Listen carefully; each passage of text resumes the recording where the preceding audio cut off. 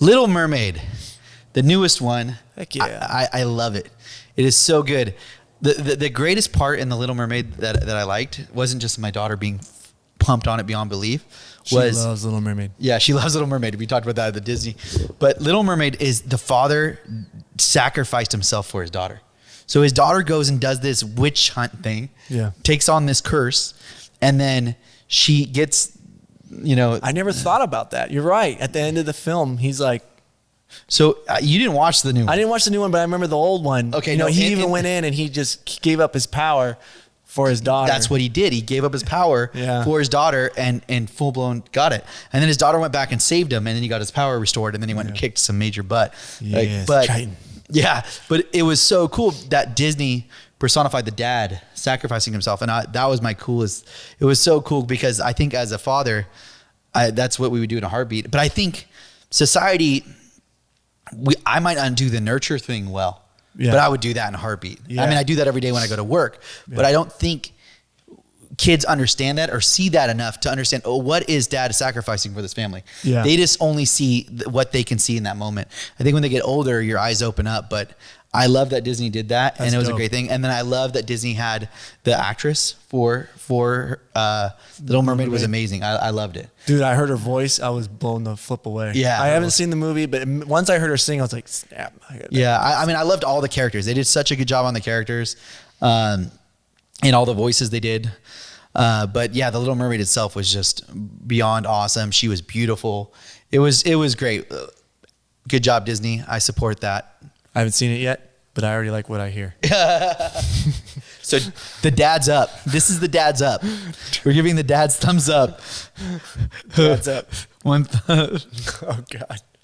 Use your imagination. Don't do that one. Don't do that one.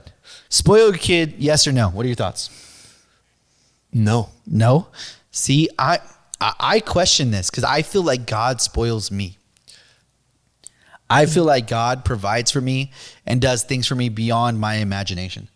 So how can I not try to do the same for my kid? But I don't know. I guess I have to rephrase what spoiled means. Spoiled means the way you receive such a thing. So like my kid, he was so like when we were in the city, like in Long Beach, almost all of our neighbors would give our kids a gift every day, and they would come home. It got to the point where they would walk up. They were either really good kids or really bad kids. They would walk one of the things, if all your neighbors know about your kids and they're giving them presents, or they think you're bad parents. Yeah, dude. That's all I'm thinking kids about. In the city. Oh man, I need to give some tips on kids in the city because everyone works from home now. And when you got a kid that's got a pterodactyl scream every time he has gas, his belly hurts, his head hurts, whatever it may be. Yeah, he doesn't do what he wants. He's not getting. Everyone was pissed that was actually our age because they worked from home, and so they'd be like above us. Shut up! Like, what am I supposed to do with my kid? Like, I'm like, oh God, I love you. What do we do? And like the guy's pissed, but all the older people, like over 30 in their 40s, 50s, 60s, they were like, they were past that stage. They got it. They knew that we weren't sitting there like, well, he's just screaming for no reason. Like they knew us as proactive parents, so they would give us gifts all the time. But the spoiling thing, they would walk out and they would see a new kid and they'd walk away and be like, how come you didn't give me anything, Daddy? I was like, oh my God. Oh my God. I'm like, oh my God. That was your kid's response. Dude, I had to teach them like, hey, listen, like how to receive something. Like, hey, this is not okay. What was it? Just yesterday, I took away his favorite toy, put it up on the thing because he complained about his day. I was like, when we did like, I was like, dude, we got you this, we did this. And he's like, he watched the TV when we're working. So I'm like working and I'm like, he's like, oh, it's boring to watch TV. No more TV for you. Do some chores. So for me, it's like the way he receives something, it's like tells me about who he is and how he's seeing the world. And so for me, it's more about spoiling is about receiving, not how much you get. Okay. So that's how I perceive it. So if I gave him $100 million and he was just like, meh, I'm like, whatever, Dad, I don't know. To me, that's a spoiled kid, and you want to. So it's about perspective. To you. Yeah, like, but if he's like, whoa, yeah, this is so awesome. I can build with this, and I can do that with that. Then there's this feeling of wanting to give them more. Okay. But and that's how I approach it. And if I don't feel like I want to keep giving them more, then I'm like, I have to correct something. So it seems like you're trying to pinpoint entitlement. Yeah, probably. Thank you. That's what, probably. What I'm just navigating. Yeah, but psychology. Yeah, entitlement. Yeah, that's hard. My daughter, I guess I have a really good baby girl because she's definitely gets whatever. Dude, you got a lot of toys. Yeah, I got a lot of toys, and pretty cool. It's pretty easy going with that stuff. But I think what I always try to teach her, I guess how I battle entitlement is like, what can we give? So we intentionally, when we go out and get stuff, we always are trying to get stuff for other people. That's cool. That's something you got us Monopoly. Yeah, I got you Monopoly. I got the kids the cars. We were playing Monopoly on the weekend with the kids. Yeah, so that's what I did. So Riley, let's think of why we're here. Like you're picking out a toy. Okay, that's great. Now let's think about other people. That's a good idea. So that's what I like to do. I don't know. I think I'm gonna have to navigate that. But I would love to hear what people think. Like, where's your spoiled line? How many cookies can you give your kid before he's spoiled? Yeah. I mean, some people don't have any line at all with that. Yeah. So it's like trying to figure that out. Like with my kids, to me, I've really taken Jordan Peterson's advice to a really heart, to where it's like, if you don't like your kid, then I start to really hone in on it. Like when he starts to irritate me, like if I give him something and he's immediately complaining about it, like 3 minutes later, and like, nope. And it's not like it broke or it's not working or something's not fixed right. It's like an attitude about it. Like, how come it's not this or it's not that? I'm like, nope. It just curls me up and I don't like it. And then I tell him like, hey, if you act like that, people aren't going to want to give you more things. And then I was like, so I try to give him in a state of like, okay, if you're in a position of receiving in the right way, it's like God just keeps giving to you and it just keeps going. And it's like, but once you become that, it's like, it stops right there. And it's like, so I'm trying to give him this understanding of why it comes to him. It's like, hey, there's 2 ways of getting attention. There's many ways to get something. Let's figure out the right way that would benefit him and us. And so that's how I've been seeing it. It's like, but my kids, they're blessed with great people. Like, and you're one of them. Like every time you're around them, you're like, here's a toy. To the point where they walk in the room and they'll be like, Dad, can I have, they're like, I'm going to take this. I'm like, you can't take that. And then they kind of know that if they hold on to it long enough, that the person will be like, you can have it. So the part of me is like, yeah, I know what you're doing. Try to teach them not to manipulate. Yeah. So I think what I would love to teach my daughter is not to be, I'm going to use this term, married to anything, like any object. So I think the issue is we grab onto things, and we aren't willing to let them go. So whatever it may be. And I don't want to teach my daughter that. So if she gets a big gift, I want her to be willing to give that gift away. I want her to learn how to give that gift away. I want her not to feel fearful or attached to anything. Like if I lose it, I lost a part of me. Yeah. Like I don't want that. I don't want the emotion of loss to cause any like trauma or it was just like, oh no, I freely give and God freely gives back to me. Yeah. So that's like kind of what I want to teach, because I think entitlement, I think comes from like fear of lack, like fear that there's not going to be enough. So then you need to hoard, or someone else is getting, so I'm not. Mm-hmm. So I just, and then the other thing is like fear that God's not going to provide. So you combat that by giving, which makes sense. I'm gonna start doing that with the kids. I do it in a probably not so good way, and I need to probably switch things up. Wait, what is that? You threaten like you're gonna give that toy away if you do that again? Is that what you do? Sometimes, yeah. Like when I'm sweeping and they're not cleaning up, I'm like, "Hey, man, you're not taking care of it." I was like, "Some other kid would really like that toy, and you're breaking it." That I probably need to change. But also, like, I do this thing where I'll like when they get, you know how rare they get candies or snacks, right? Yeah. They like so like sometimes we'll give them like their sugar treat of the day, and I'll give them 2. And then I'll come up to him when he's holding it like it's a treasure, and I'll be like, "Hey, bud, can I have one of those?" And I'll watch his response, and he'll be like, and he'll be like thinking like this is like his one thing, and then he'll pick the smaller one always, and then he'll go, "Here you go, Papa." And when I see that, I'm like, yes. And then I go, "Hey, bud, I got another one for you." And then I'll give him one. And I just do that to like kind of like, it's like to see where he is with holding things. And I'm not trying to like trick him or anything, but to me, it's just trying to. When your hands are like this, I'm not trying to trick him or anything. Part of me feels like, man, it's like, but it's not trying to trick him or anything. But when I give him 2 and then I ask for 1. The other thing I'll do is I'll give them both it's like give them something like, here's 2 candies to the kid. Yeah. And I'll say, hey, go give the one to your brother. And I'll see what they'll do when they're walking, because they'll want to like, lick it, or they'll want to like kind of like, and I'll just watch and I'll be like, see. And if he does give it away and he doesn't, I'm like, dude, freaking good job, bud. Yeah. Because it's hard. Like imagine like, what was it? This comedian talked about how when their toy breaks, they cry, and then parents are like, why are you crying? It's just a toy. And he's like, dude, that'd be like me putting a balloon on your wallet and then having it float away. We'd be like, no. Like, because your wallet's going up. Like, and then they'd be crying like, my wallet, I have to go to the DMV. And that's how the kid feels. And that's why that word picture always sticks in my head when the kid has something. But anyhow, I need to probably work on my giving teaching them how to give, and I'm gonna start doing that. So if you get a random gift from my kids and it's just like a pet rock with a drawing on it, that's why. It's like you can give me cat poop. And you're like, he picked it out. We're working on it. He's working on giving gifts. I think that I just want I think society has this fear of lack. And it's, media teaches us a lot of things, but the Bible teaches us something very clear, that God will always provide for us, that, even the lilies in the field in all their beauty is beyond more beautiful than what Solomon's robe was, which he was the richest man in the world. So if God's creating beauty everywhere, he's going to take care of you and provide for you in your needs. So teaching the kids that God's going to provide. And it doesn't mean there's not hard decisions or things that are tough. I like to explain to my daughter sometimes some of the choices I'm making.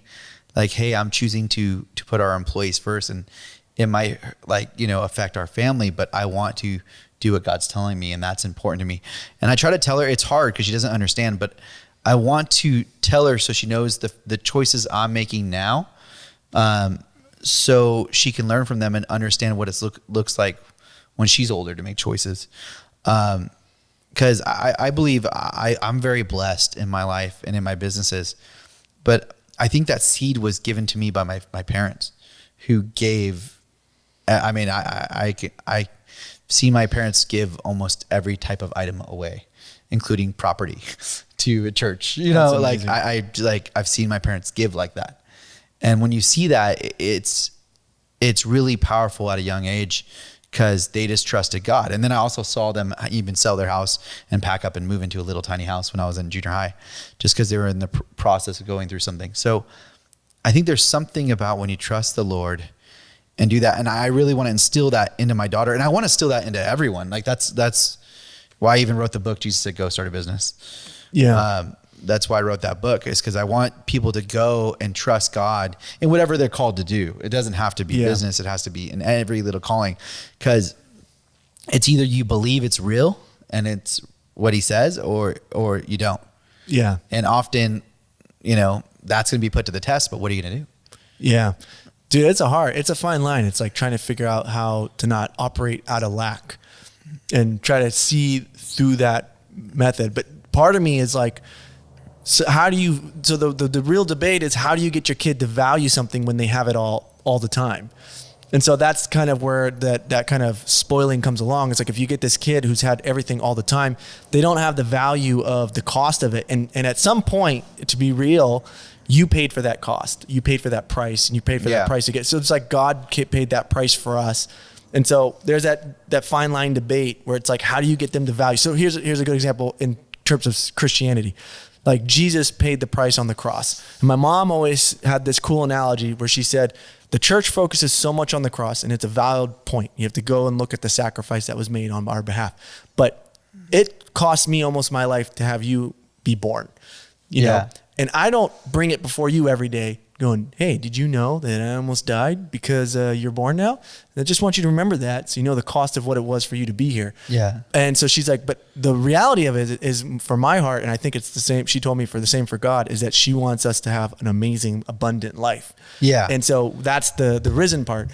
And so it's like, how do you teach the fine line where it's like, hey, you got to let them know about the cost of it, but you don't want to live there to the point where you're like, I'm just dead.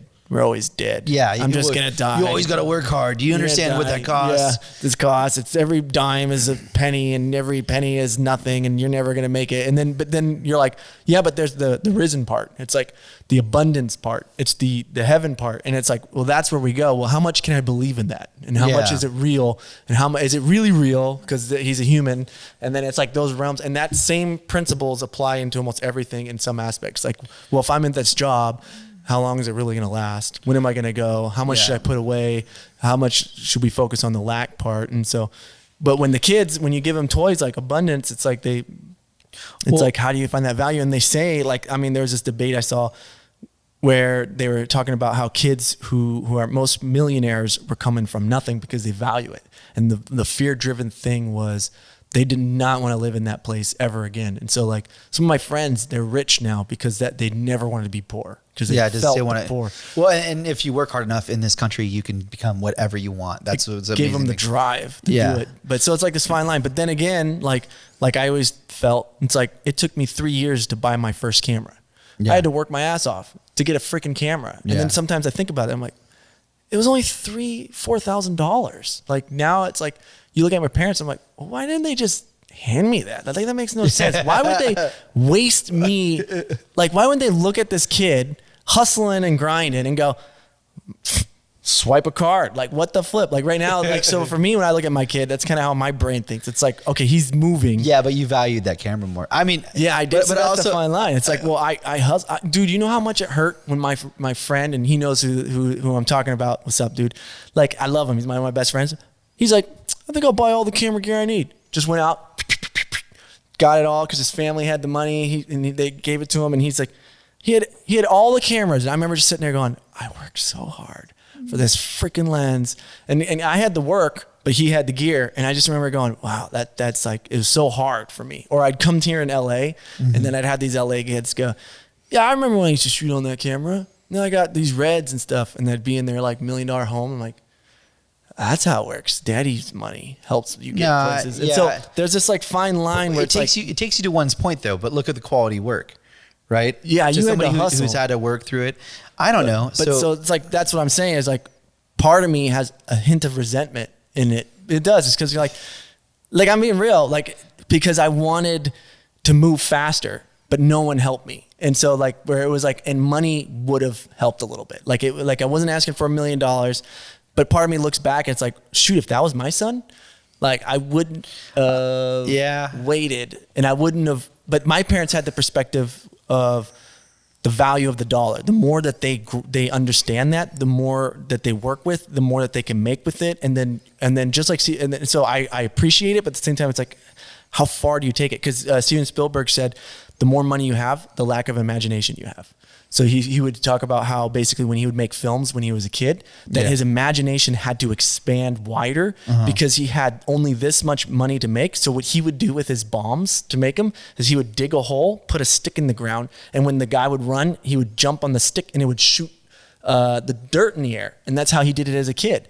And so that wasn't any CGI, anything. And then he would shake the camera and that you got yourself an explosion. But he had to use his imagination to come up with that cheap idea with a stick coming out of the ground. So maybe it's like, your parents helped your imagination. Exactly. Out. So there you go. And your favorite thing is imagination. So your resentment needs to go away. That's not really that's deep resentment. It's just like this feeling kind of like how much of a boost you just don't know. Like no one's quite invested me in that way. And so my point in being spoiled, it's kind of like when it's always there, sometimes you don't realize what you have. But then when you don't have it, you're kind of like, well, it took me this long to get it. And then my friend, his camera, you knew it was going to sit on the shelf in like 5-6 months. That kind of a feeling. Like you knew it was going to be up on the shelf, maybe 6, and it may have not have. But that's kind of what most cases are when it's like, this is what I've seen. So with kids, how do you do that? What do you do? Where's the line? I don't know. This is what I've seen with employees. So the employees, we bought brand new equipment and they love it the first 3-6 months. And then there's another problem with it. What I've learned is it doesn't often fix the internal problem that's going on with the individual, whatever it may be. If the machine's a problem with that employee, even if I get a new machine, it's going to be a problem. It's just what I've seen. So how do we train them to adapt and use what they have and what tools? And I think suffering, not having all the needs you have, teaches you that. Because I know I used to have a bunch of horrible equipment and we did wonderful things with it. And now we have newer equipment. I feel like some of the problems we get, I'm like, well, it doesn't make sense. Yeah. But I do think the Steven Spielberg thing got me like creatively going. Like, yeah, when you're having to figure it out with your raw tools, and everyone has to come together with that. It's just much better. Money's often not the solution, because I've thrown money at a lot of things to thinking it would make it a solution, and it often doesn't. It's the person with the right mindset always is the person that's what I've determined. So that's the point. It's like we kind of circled down. It's like that mindset is what we want in our kids. And it's like, okay, at what point does money throwing at him might boost him up a little bit? Putting him in the right school so he's meeting the right people to connect to the next big thing. It's like those kind of things, or doing those things. And so that's kind of where I've been processing my relationship with my kids. It's kind of like, at what point I've been teaching them every night. This is my way of keeping them, like, is telling them what to be thankful for in the day. And that's what my parents taught me. It was like, hey, you got this camera, be thankful for it. Yeah. And go kick some ass. And then they would also bring up David and Goliath. It's like David killed Goliath with the stone. And then oftentimes in our life, if you're sitting there with your kid and he's like, well, I don't have the stone, the shiny armor and the nice, and everybody else has the shiny armor and stuff. Yeah. And then it's kind of like, no. You don't need that. You need to look at what you got and use it. Well, I can't defeat Goliath with that. And it's this, and it's because it's not this camera, or it's not that kind of printing machine. I can't be this guy. And so it's like, eventually you have to get to the mindset. It's like, no. And so my parents, they would teach in me, it's like, be thankful for what you got. Go out and use what you have, use it to the best of your abilities. And then eventually, like, you start to become so good. Like, I remember when I did move to my first cinema camera, nothing really changed much. It was just like, oh, I could probably outshoot that guy with an iPhone. Then because you learn the art. You learn the art. You learn lighting. So, you learn the art stuff that matters. Yeah. So I think thankfulness, teaching thankfulness, one. Teaching giving. Yeah. And then I think the other thing is you do projects with your child where you're walking through that project with them. Well, where you can go, hey, we have to even assemble this. We have to clean the backyard. How are we going to do this? And you show them the problem solving. I mean, even cleaning a house, like, how are we going to clean the house? What is our method of cleaning this house? What is our process? And why do we do it? And why is it the smarter and better method? And there's always something else we can think of. I think if you can teach your kids those things, like those basic things that you do in a day, like, we're going grocery shopping. I did this with my daughter the other day. We're going grocery shopping. What do we need to get? Okay, let's write that down. Anything else? Is there anything else, we want to plan, and let's execute this and be smart about it and teach them a process. Because I think it's not just about... You're a true businessman. Well, no. It's about teaching us how to live effectively. Because in everything, like, how do we be... wise with our money. Yeah. Even if we have abundant money, what do we need? What do we not need? Mm-hmm. Like, being wise, how are we going to walk through this grocery store? What do we need to get for other people? And are we thankful for it? Like, all those things I think are important, but I think doing things with your kids and teaching them how you respond and how you react is going to teach them thankfulness better than how to handle things when you have and when you don't have. So like, my parents were pretty successful, but they didn't go out and buy new furniture. They bought everything from Goodwill. But so they taught me like a frugalness in that. Yeah. So you could be very successful and still teach frugalness. by we're going to the grocery store and this is how we're going to shop. We're going to be frugal with this. Yeah. So you could teach, why are we doing that? We don't need to do that. Yeah. We're doing that because we want to save and value what we do have. So there's a lot of things, I think, those projects, but I think the first thing, the thankfulness then giving, and then you, by how you react with your children in good and bad seasons. Yeah. Like, with good and lack. It's like, that makes sense. Like, I feel like for us, like, my kids are so young. So like, yours is like, how old? She's going to be 6 this month. Ooh. Yeah. Dang. Yeah. Yeah. So we're just hitting 4. So they're still just now comprehending things. But for me, I'm just working on, like, hey, here's your toy. Be thankful for it. It's like, and really honing that in, because they are spoiled more than I ever was in terms of what they've ever gotten. They've gone to Disney. I tell them all the time, son, you've been to Disney more times than I ever have in my entire like half of my life, like once or twice with my family. And then here they are like 3 times of the year. Yeah, they're going 3 times a year. Yeah, this year we're going to go at least 6, right? Times? Probably Universal Studio. Even before I met you, when I was going, we got the Universal Studio pass and I would be there every weekend. Oh my gosh. Like we would go up there, just roll around with the kid. They have this water park that shoots water. Just let the kid run around. We'd just get some favorite foods and head home. And we had the parking hack for that too, if you want to know that one. but that's if you live there. But yeah, so like spoiling your kids. So I guess the fine line is like, for me, I want to see an opportunity because I saw a debate where the guy said where kids who are in lower end class schools don't actually make it out sometimes. And then kids who are in higher end schools have a better opportunity because when they thrive, when they take value in what they have, the assets are there to boost them. In other words, they're there. Like if let's say in the first 2 years, you're like, you had everything it's like, it was able to boost you in the appropriate time and manner of you holding that in your hands. Because I understand, like, if you handed the average person $1 million or even me, we'd be like, I don't even know what to do with it. Yeah. So most people think that they know what they're going to do with it. And then the arbitrary number itself, I want $1 million, means you haven't even looked at the numbers enough to know what you really need to do what you want to do. And that's what I've been told by all these, when I film these gurus. Yeah. they're like, if you hear that number, they still don't get it. Like they have to really calculate, okay, how much does it really cost to pay someone to DP? How much does it really cost to rent out a facility, get the license to film your movie? Okay, by the end of that, now you look at, okay, that scene would cost $16,500. Okay, you get 5 of those down. Now, okay, now you know exactly how much money you need. Now you have a realistic goal. How are you going to get that? Now you're actually moving. What is laid out per item. So yeah, count the costs. I mean, what does the Bible say that? It says, about counting the costs. When you build a house, don't you go and count every single cost? Yeah. Know what you're doing? Like, I think that's such a, vital thing.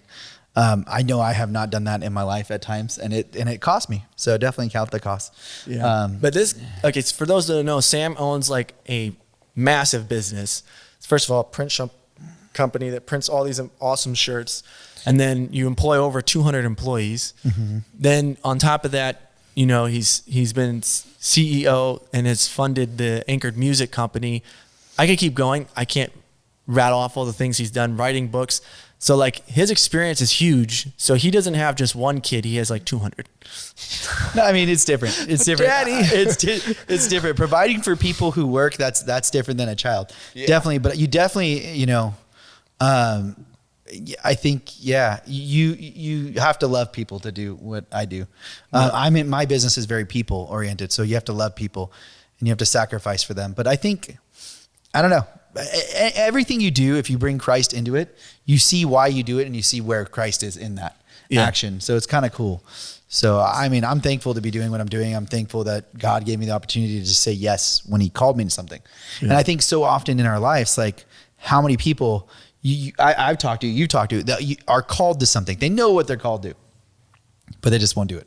Yeah. They just won't do it. Or when they do it, they finally do it. They're like, it didn't work. And I'm like, well, so those people, if the father came in and just handed him they wouldn't even be ready or prepared or valued it. So it's like, that's kind of the beginning. But then there's people like you, where it's like, when you took a step, I bet that's when God's like scooting that chess piece for you. It's like, here you go. Like you started your Anchored Music Company, and then God's like, here's all the worship. Here's a bunch of problems. So what I think is God will give you as much as you're willing to receive. Yeah. But the receiving process is you learning. Yeah. You have to learn. Like you were part of the record label. Our first version of that was, I loved everyone that was a part of it. And it was really hard. There was, disagreements, there was issues, and these are all Christian worship leaders, awesome people. And it was very difficult. But what I learned is that's what God does, is he says, okay, you're going to do this. I have this for you. And then what did Jesus happen when he was taken into the wilderness to be tempted when he fasted? He was taken into the wilderness. And then when he was at his weakest, that's when he was tempted. And that was the Holy Spirit's idea. So I think God says, oh, do this. And then you get tested. You go through all these hard times. And that's when you really say, God, whatever you want to do.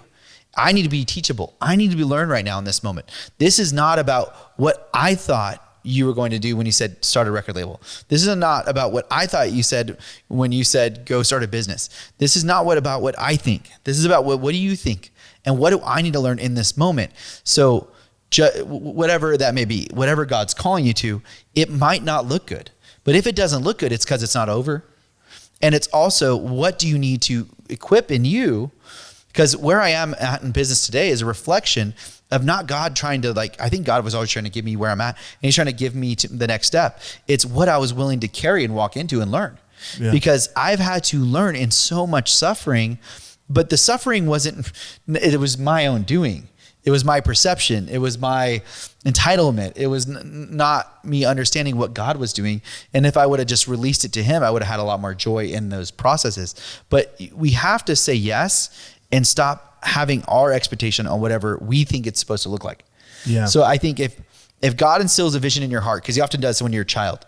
So, for you, it's what, creating movies? Has that been your thing? I like expressing feelings. That's the thing I've pursued. So it's been very selfish, to be honest. Expressing feelings. So, yeah. so, okay, God, what does that look like for me to get there? Okay. Well, I'm going to have to learn how to film and use a camera and learn how to film people and learn how to understand all this stuff. So then when it's time for me to express my feeling, I know how to capture that. Yeah. So you had to go through all this stuff. So that's what I was saying. It's like if God handed me the cinema camera, and that's the fine line, it's something like, that's a lot. All of a sudden you have all these things to process. It's like, maybe I wasn't ready for it. Maybe I wasn't, but at the same time, it's kind of like, well, then you would jump to it faster. But so that was the debate I've had my life. When God's ready for you to jump, he'll give it to you. Yeah. What I've seen in my life is at points in my life, all of a sudden there's a huge spike where, like, I went from this thing to this thing, and it's a huge jump, and it's normally after an extreme season of suffering. Yeah, that's happened to me too, almost every time. Like, okay, here's a prime example. When I started my film company, so people probably don't know as I film, what happened is I was hit by a car. So I was dancing first, was hit by a car, couldn't do a dance anymore. Sorry, that's so sad, dude. That's so sad. So I couldn't dance anymore. I was dancing, and then I was hit by a car. Sounds like you're starting a trailer to your movie. It is the start. Dancer, changing the world with the dance. Bam! One prophetic dance at a time. If you've ever been to Bethel, you get hit by a car, dude. Yeah, so I get hit by a car immediately. I can't teach dance to make money anymore. So now I'm thinking, what do? I used to have those big fat GoPros before they're even in Best Buy and everybody had them. They were these big bricks. And I only had them because my friend was a cinematographer. So anyhow, people never saw wide angle lenses. So I got asked to shoot music videos. I made in 1 month, like, people would just call me up like, hey, I felt from God that you're supposed to film my music video. And it's like, I don't have any cameras. And they're like, well, I saw that video of you on dancing. Just use that. I'm like, that's a GoPro. And I'm like, so then I started filming them. And that was what, like 720 or something like that? Yeah, maybe 480p, like before 8K, 12K. So then basically we're talking about size of the frame. But anyhow, then my dad, who's a tightwad, who would not eat food. Then my dad, who's a tightwad. He's a tightwad. He doesn't spend money. Like, if I was like, Dad, he felt from God to buy 2 cameras, and they were the top of the line DSLRs. So I come in and I started filming these things. God said, like I was saying, like, God, like, season of suffering, right? That's the subject. I went in and it was like this boom. It was like, go. Okay. I went there. I filmed. I was like, I'm going to make so much money. They're paying me more than I ever made in dance. As soon as I was like, yes, God, let's film some stuff. I moved to Sacramento. Crickets. It was like, I had to move back in with my parents. That was the worst thing as a 24-year-old you can ever do. It's living in with my family, and I was like making no money, and I was like, this is what I'm supposed to do. Mind you, Facebook didn't have video. Instagram didn't do video. Internet didn't do video. The only people that wanted video were weddings, funerals, and commercials. And commercials were the guys that were like, they had these big cameras, and it was way more expensive at the time. This is before electronic gimbals, before they had so it was like a lot. So anyhow, it was just crickets. And so that season of suffering, but me sitting there where I felt I was supposed to, when video became king, which it is still king now, when you post something, videos are better than photos. Sorry, photographers. That was when my spike. It just all of a sudden, it was like 1 year. It was like, bam, everybody was wanting. But that's what happened. So God will gift you. And I feel like this, you got gifted these cameras, you got gifted this thing. And then all of a sudden you went through a season of suffering. Yeah. So it's like he launched you. And then he's like, okay, what are you going to do? What are you going to believe? Are you going to stick with this? Yeah. Or are you not? And I think that's sometimes what we do. And we don't understand that in that season, God's refining us and growing us and teaching us to have real resilience and real understanding of actually what he's doing. And then also too, I think sometimes we get our focus in the season of growth off of him. We get it on like, oh, what can I do? What can I create? Yeah. And it's not like God wants you to do that with him. Yeah, that was the funnest part. That's partly why I get excited. Like the Jesus, we were talking about that Jesus, You're So Beautiful song. Yeah. I couldn't finish it. I was getting wrecked so much. And That's those are my awesome. favorite moments. It's like that's what makes You're creating with him. Yeah. And I think that's what's so cool, because I think our Father is the ultimate radical dadical is Father God. Yeah. And what he shows us is that he wants us to be a part of it, and he's teaching us that. And it's like, how do we? And he wants to give us everything, just like I want to give my son everything. Like right now, if he was like, I want to be a super karate star, I'd be like, let's sign up for all the karate kid classes, and I'd be watching karate movies, just like your daughter with Little Mermaid. It's like you're watching Little Mermaid on the week because you're like, you want to be a mermaid? Let's go to the aquarium. We'll get you in a mermaid outfit. But yeah. So yeah, I think this is a great lesson. And I think understanding us teaching our kids is understanding how God teaches us. And if we can learn more of that, we're going to be better fathers. And we're also going to be better humans in our own things, because we're learning what God actually wants in our lives. So I think suffering and challenging your kids is a good thing. And making them do things they don't want to do. I do that a lot, because then they like giving a cookie to me if they give a cookie. No, I mean, whatever it may be. Well, I also think like if I'm doing this, you're doing this with me, the family unit thing. Gotcha. Including her in the big overall decisions. Not overall decision. What I'm saying is like, if I have to clean the backyard, you're going to clean the backyard too. You did it good with your kids. Oh, I do. When you built your house, you made them build with you, because the family's building right now. Were they efficient? Or was it no?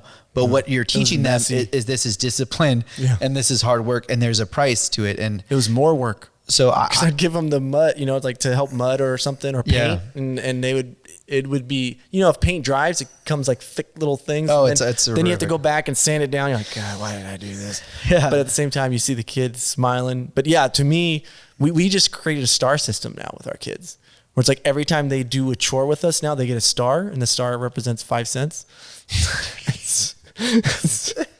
So 5 cents. Okay. Now they're like counting. So I'm like, hey, that's 5. That's how much is 5 plus 5? And you're like, 1, 2, 3, 4, 5, 6, 8, 9, 10. And they're like, then you got 10 cents. They're like, what can I buy with 10 cents? It's like, you about to find out. Nothing. You're gonna find out. You're like, just like my dad, I am also a Taiwan branded, because I've given out 5 cents per sticker.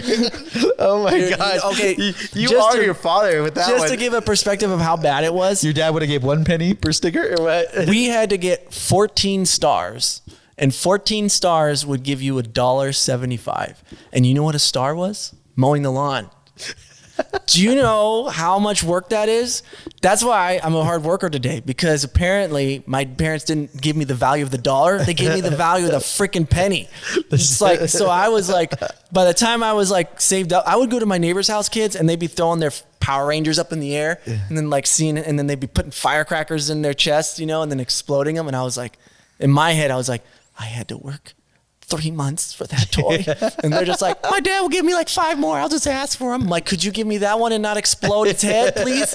No, I want to watch it explode. I'll never forget that as a kid. And I'm like, oh my God. But yeah, so I'm trying not to do the penny. Like, we're probably, when they go to the store. We're not doing the pennies. We're doing the nickels. 5 cents. Well, inflation though, from 20 years ago, you are probably worse than your dad right now. You are probably worse than your dad. All right, so first off, my kids are 2 or 3 and 4, and so they like, whenever we go to the store, we'll probably help them out, get whatever they want. Like, they'll probably like, how much do I got? And I'll probably like, enough for that Power Ranger, let's get it, but I'm gonna try to give them the ability to count, it's because it's like, so anyhow, but yeah, it's true. I could probably give them a little more money, but they're so excited. It's true. I'm a Taiwan about the stickers, and so it's about the sticker, not about the 5 cents. Yeah, it's about the stickers. They don't even care. Like, they get to pick out, and they're all mad if they get the wrong sticker on there. But it's super cool. It's like they get so excited to work. Like, they really work hard too. And so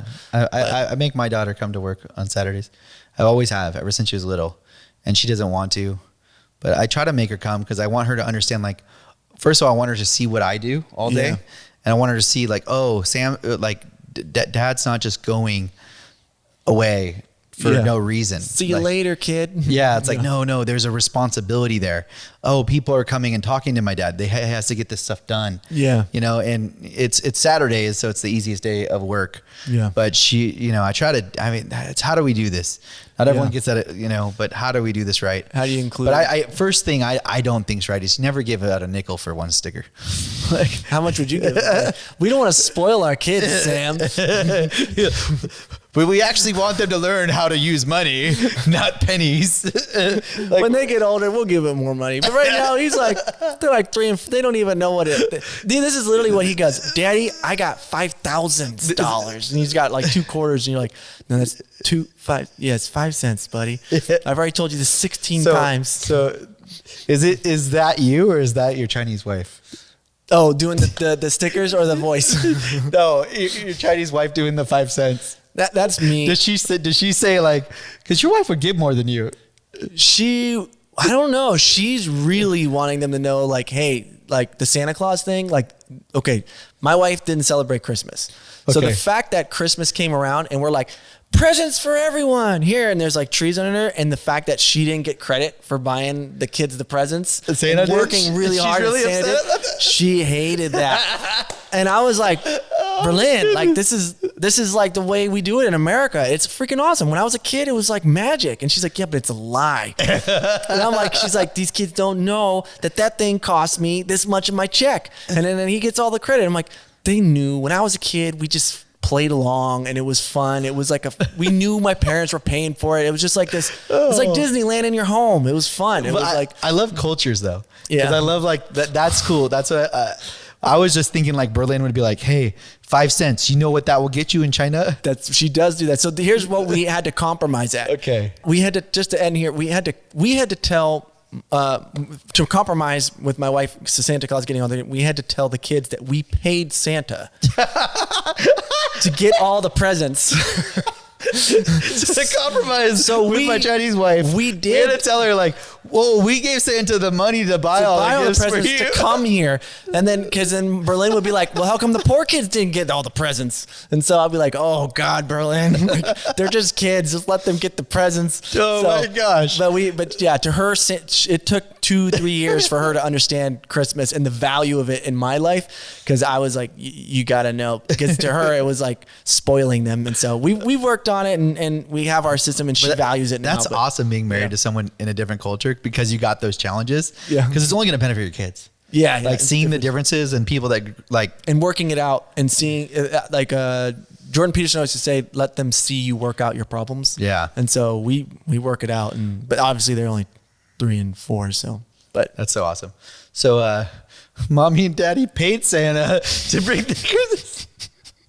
All right. We're Radical Dadicals. Thank you for watching.